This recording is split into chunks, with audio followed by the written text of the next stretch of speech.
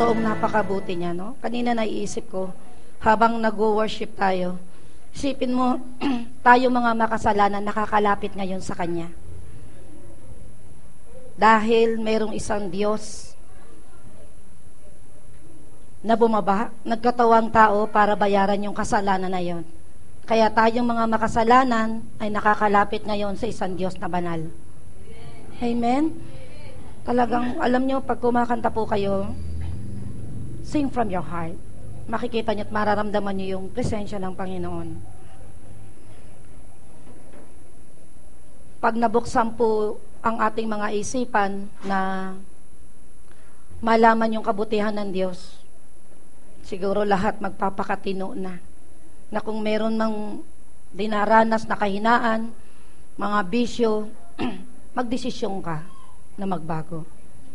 At sigurado ko sa'yo, kayang-kaya mo magbago. Amen? Dahil iba ka na ngayon. So let us pray. Father, we thank you very much for this day. We are blessed, Lord, O God, because we can enter into the Holy of Holies. Because we are not a sinner anymore, but we are a saint. We are now a children of God. Because we receive Jesus Christ as our Lord and our Savior. We thank you, Lord, that we are born from above. We are born again Christian because of you, Jesus Christ. Thank you, Lord, for your life. Thank you, Lord, for your blood, O God. Now, Lord God, we give, Lord, our life to you. Because you give your life to us, we will serve you, Lord. In Jesus' name. Amen and amen. Glory to God. So, ngayong umaga, nais ko pong tayong lahat ay makinig at magkaroon ng desisyon na sundin ang salita ng Diyos. Dahil ito lang po ang batayan ng Diyos para po tayo ay malaman na tayo totoong nagmamahal sa Kanya.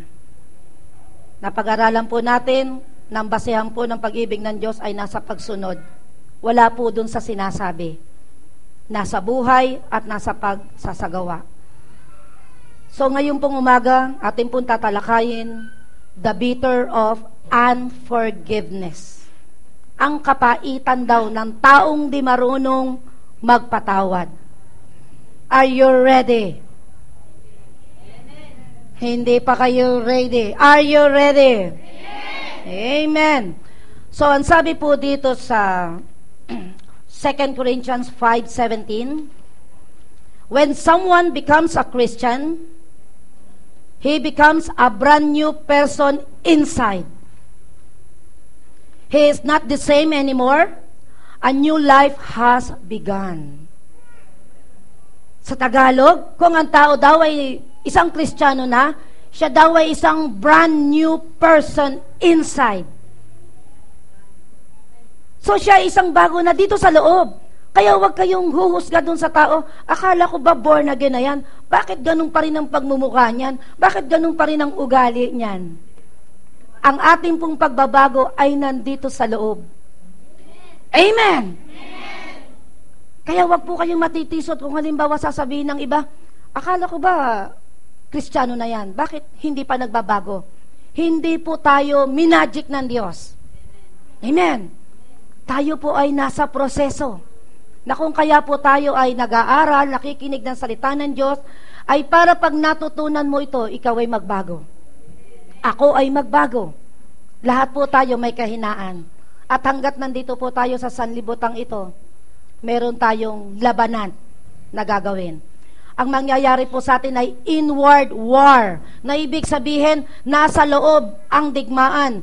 Kasi ang sabi dun sa Galatia 5:14-16, ang sabi po dun, kailangan daw po tayong mga Kristiyano ay mamuhay na ayon sa Espiritu.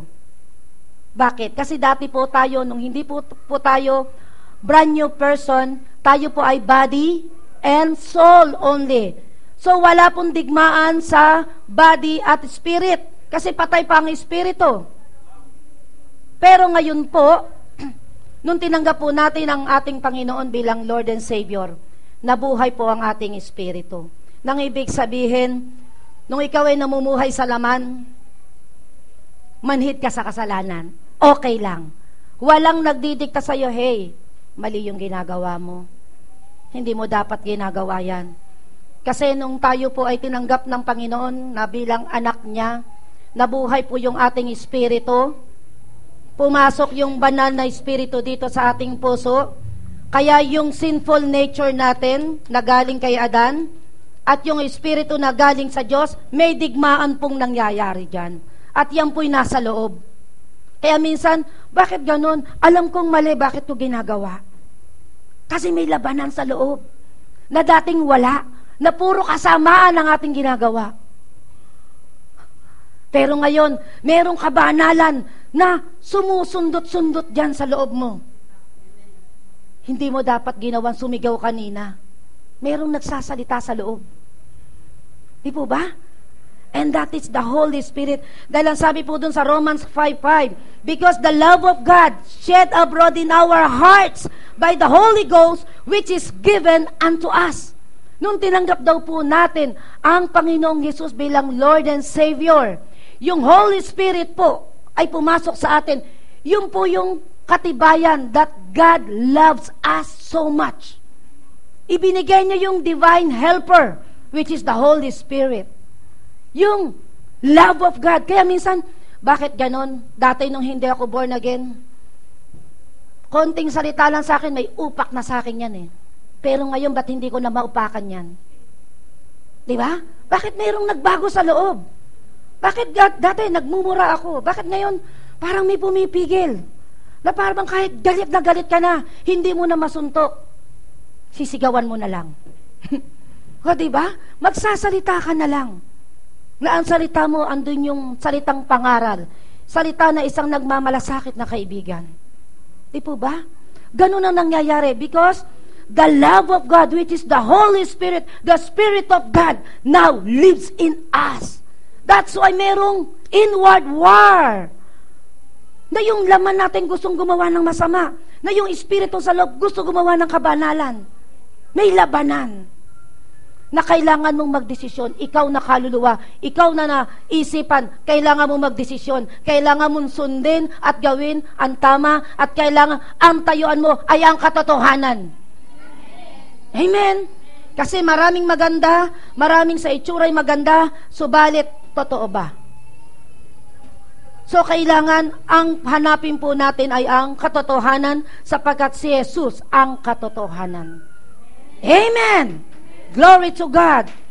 So ang sabi po rito sa Hebrew 12:14-17, ang sabi rito, sikapin ninyong mamuhay ng may kapayapaan at kabanalan sa lahat ng tao, dahil walang sino mang makakakita sa Panginoon kung wala ito. Sa English po, try to be at peace with everyone and try to live a holy life because no one will see the Lord without it. Meaning, without holiness, we will not see the Lord. Na ibig sabihin, pag hindi ka namuhay na may kabanalan, hindi ka pwede sa langit. You will not see the Lord.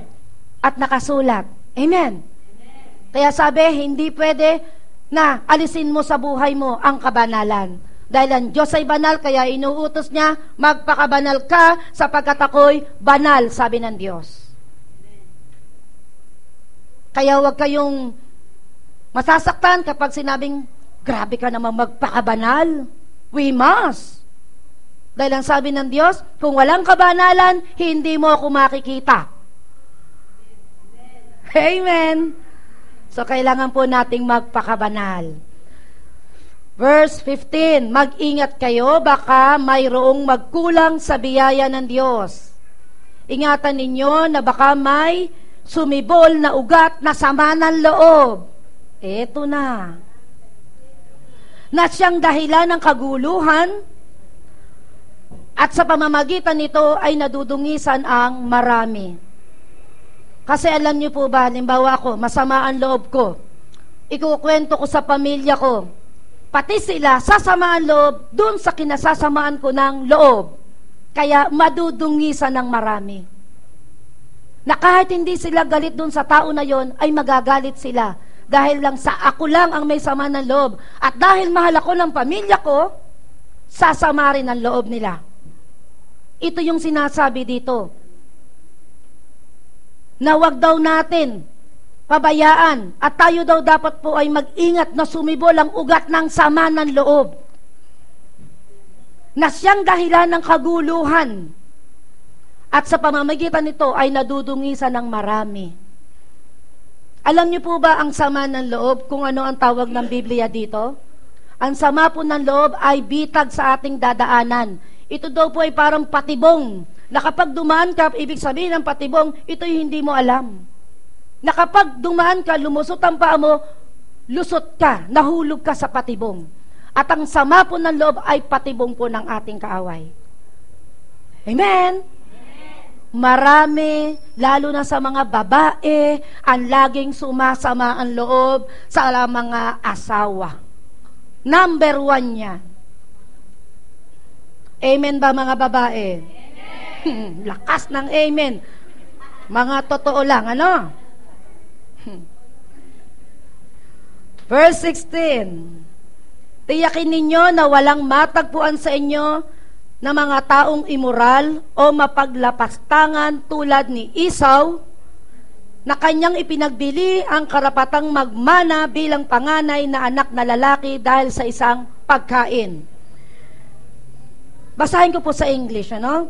Let no one become immoral or unspiritual like Esau, who for a single meal sold his birthright as the older son. Na ibig sabihin, alam niyo po ba si Esau? Si Esau po ay panganay na anak ni Isaac. Meron po siyang kakambal, ang kakambal niya ay si Jacob. Ngayon, alam niyo po ba doon sa kultura ng Israel, ang panganay lahat ang maraming biyaya. Pero dahil siya ay nagugutom, inuna ang kanyang tiyan, ipinagbili sa isang mangkok na pagkain ang kanyang pagkapanganay sa kanyang kakambal na si Jacob. At si Jacob po ngayon, siya po yung tinatawag na Israel. Amen? Dahil si Esau ay isang matakaw sa pagkain, subalit si Jacob ay matakaw sa bagay na espiritual. At pinagpala po siya ng Diyos.